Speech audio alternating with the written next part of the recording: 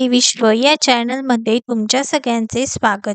एका स्त्रीचा संघर्ष, एका आईचा संघर्ष.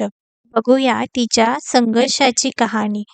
मित्रांनो, सिंधुताईचा जन्म 14 नोव्हेंबर 1948 रोजी वर्धा जिल्ह्यातील पिंपरी मेघे गावात झाला.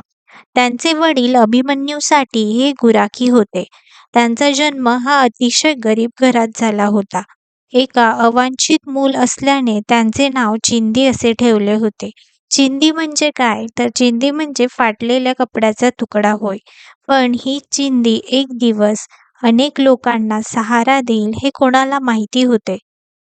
अनेक गरीब मुलांच्या डोक्यावरील मायेचा पदर बनेल हेही कोणाला माहिती नव्हते. चला तर मग बघूया ह्या चिंदीची सिंधुताई बनण्याचा प्रवास कसा होता. तिचा जन्म हा अत्यंत गरीब कुटुंबात झालेला होता. त्यामुळे कौटुंबिक जबाबदाऱ्या आणि लग्न लवकर झाल्यामुळे त्यांना इयत्ता 4थी पासूनच शाळा सोडावी लागली. तर वयाच्या 11व्या वर्षी श्रीहरी सपकाळ यांच्याशी त्यांचे लग्न झाले, जे त्यांच्यापेक्षा वयाने 20 वर्षांनी मोठे होते. लग्नानंतर ते वर्ध्यातील सेलू येथील नवर गावात राहिल्या. त्यांना घरी प्रचंड सासूरवास होता. कुटुंबात शैक्षणिक वातावरण नाही. जंगलात लाकूड फाटा, शेण गोळा करताना सापडलेले कागदाचे तुकडे माई घरी आणायच्या आणि उंदराच्या बिळात लपवून ठेवायच्या. कदाचित घरी एकट्या असल्या की त्या अभ्यास करण्याचा प्रयत्न करत होत्या. 18व्या वर्षापर्यंत माईंचे 3 बाळंतपण झालेली होती. त्या 4थ्या वेळी गर्भवती असताना त्यांनी त्यांच्या आयुष्यातला पहिला संघर्ष केला. तेव्हा गुरावळणे हा त्यांचा व्यवसाय होता. त्यांचे शेण काढता काढता बायकांचे कंबरडे मोडायचे. शेण काढून बाया अर्धमेल्या व्हायच्या, पण त्या बदल्यात त्यांना कोणत्याही प्रकारची मजुरी मिळत नव्हती. पण शेण काढणाऱ्यांना नाही. या शेणाचा लिलाव फॉरेस्टवाले करायचे. इथे सिंधुताईंनी बंड पुकारले आणि लढा सुरू केला. त्यामुळे लिलावात ज्यांना हप्ता मिळायचा त्यांच्या हप्त्यावर गदा आली. हा लढा जिंकला, पण या लढ्याची जबर किंमत सिंधुताईंना चुकवावी लागली.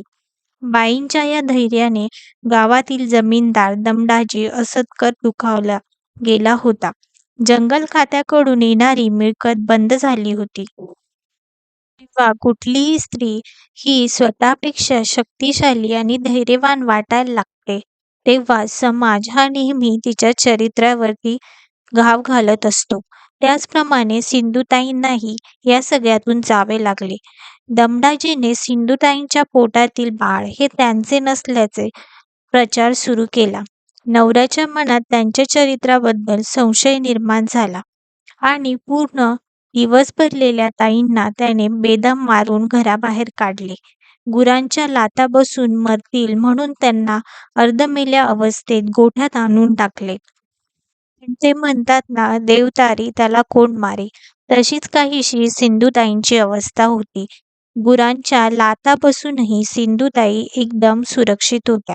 त्या अवस्थेत त्यांना एक कन्या झाली. गायींनाही त्यांची दया यावी अशी त्यांची अवस्था होती. या अवस्थेत गायींनी त्यांचे संरक्षण केले आणि सिंधुताईंचे बाळंतपण त्या गोठ्यात अगदी सुखरूप झाले. त्यानंतर माराने अर्धमेलेल्या सिंधुताई माहेरी गेल्या, पण सख्या आईनेही त्यांना घरात घेतले नाही. परभणी, नांदेड, मनमाड या रेल्वे स्टेशनवरती सिंधुताई भीक मागू लागल्या. चतकोर भाकर, उष्टावलेले एखादे फळ हाती लागले म्हणून रात्रभर रेल्वे रुळाच्या कडेने फिरायच्या. अनेकदा जळगाव जिल्ह्यातील पिंपराळ स्टेशनवरील त्यांनी आत्महत्या करण्याचाही प्रयत्न केला, पण लहान मुलीचा जीव घेतला तर पाप लागेल म्हणून मागे फिरल्या. मग पुन्हा भीक मागत फिरत असे. सिंधुताई दिवसभर भीक मागायच्या आणि रात्री स्टेशनवर झोपायच्या, पण त्यांनी कधी एकटे खाल्ले नाही. स्टेशनवरच्या सगळ्या भिकाऱ्यांना बोलावून त्या मिळालेल्या अन्नाचा काला करायचा. मग सर्व भिकारी एकत्र बसून जेवायचे. त्यांनीच 21 वर्षांच्या ताईंना संरक्षण दिले. 2 दिवस काहीच भीक मिळाली नसल्याने त्यांच्या लक्षात आले की तिथे कायम राहता येणार नाही. शेवटी सिंधुताईंनी स्मशान गाठले. स्मशानात त्यांनी मेलेल्या लोकांच्या प्रेतावरती भाकरी भाजून खाल्ल्या अतिशय अवघड आणि वाईट परिस्थितीत त्या दिवस काढत होत्या. सिंधुताई सपकाळ यांनी स्वतःचे दुःख बाजूला ठेवून ठरवले की आपण आता अशा लोकांसाठी आयुष्य जगायचे की ज्यांचे या जगात कोणीही नाही आणि त्यांची आई व्हायचं. तर मुलांना प्रेमाची आणि आईची कमी भासू नये यासाठी त्यांनी स्वतःच्या मुलीला ममताला दगडूशेठ हलवाई संस्थेच्या माध्यमातून शिक्षणासाठी सेवा सदन येथे दाखल केले आणि त्यांनी इतर अनाथ आणि बेवारस मुलांना आधार दिला. अनाथ मुलांना सांभाळून त्यांच्या जीवनाला दिशा देण्यासाठी सिंधुताई यांनी ममता बाल सदन या संस्थेची स्थापना केली. 1994 साली पुण्याजवळ पुरंदर तालुक्यातील कुंभारवळण या गावात ही संस्था सुरू झाली. संस्थेमार्फत लहान मुलांना शिक्षण दिले जाते. त्यांच्या भोजन, कपडे, अन्न सुविधा यांची उपलब्धता संस्थेकडून केली जाते. शिक्षण पूर्ण झाल्यावर येथील मुले आर्थिकदृष्ट्या स्वावलंबी होतील यासाठीही मार्गदर्शन केले जाते. आर्थिकदृष्ट्या स्वयंपूर्ण झाल्यावर या युवक-युवतींना योग्य जोडीदार शोधून देणे आणि त्यांचा विवाह करणे हेही संस्थेकडूनच केले जाते. अशी सुमारे 1050 मुले या संस्थेत राहिली आहेत. समाजकार्यासाठी सिंधुताईंना सुमारे 750 राष्ट्रीय आणि आंतरराष्ट्रीय पुरस्कार मिळालेले आहेत. त्यातील काही पद्मश्री पुरस्कार व महाराष्ट्र शासन डॉ. बाबासाहेब आंबेडकर समाजभूषण पुरस्कार हा 2012 साली मिळाला आहे.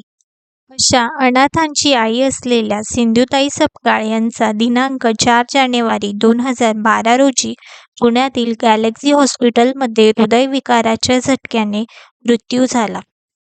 मित्रांनो, ही होती एका आईच्या संघर्षाची कहाणी. ही कहाणी प्रत्येक माणसाला जगण्याची एक नवी आशा देऊन जाते. सिंधुताई सपकाळ यांची कहाणी ही फक्त एका आईची नव्हती, तर ती एका संघर्षातून बाहेर आलेल्या बाईची कहाणी होती. मित्रांनो, आयुष्यात सर्व संपलंय असा विचार करणाऱ्यांसाठी ही कहाणी एक आशेचा किरण देऊन जाते. आयुष्य नेहमी त्या लोकांसाठी जगा ज्यांना तुमची गरज आहे, त्या लोकांसाठी नाही ज्यांना तुमची गरज नाहीये. जे लोक स्वार्थी आहेत. जगात असंख्य लोक आहेत ज्यांना तुमच्या मदतीची, प्रेमाची आणि आधाराची गरज आहे. तुम्ही जेव्हा तुमचं दुःख विसरून एक मदतीचा हात पुढे कराल ना, तेव्हा 100 हात पुढे येतील. जेव्हा तुम्ही दुसऱ्याचे दुःख कमी करता, तेव्हा तुमच्या दुःखाची जबाबदारी ही देवच घेत असतो. नेहमी लक्षात ठेवा, आयुष्य प्रत्येक माणसाला कोणाच्या तरी आयुष्याचं हिरो बनण्याची एक संधी नक्कीच देते. फक्त आपल्याला ती संधी ओळखता आली पाहिजे. सिंधुताई सपकाळ जगल्या आणि हजारो मुलांच्या आई बनल्या. तुम्हीही जगा, कारण असंख्य हात मदतीसाठी तुमची वाट बघत आहेत. आजची कहाणी तुम्हाला कशी वाटली हे कमेंट करून नक्की सांगा आणि अशाच प्रेरणादायी प्रवासांसाठी चॅनलला सबस्क्राईब करा.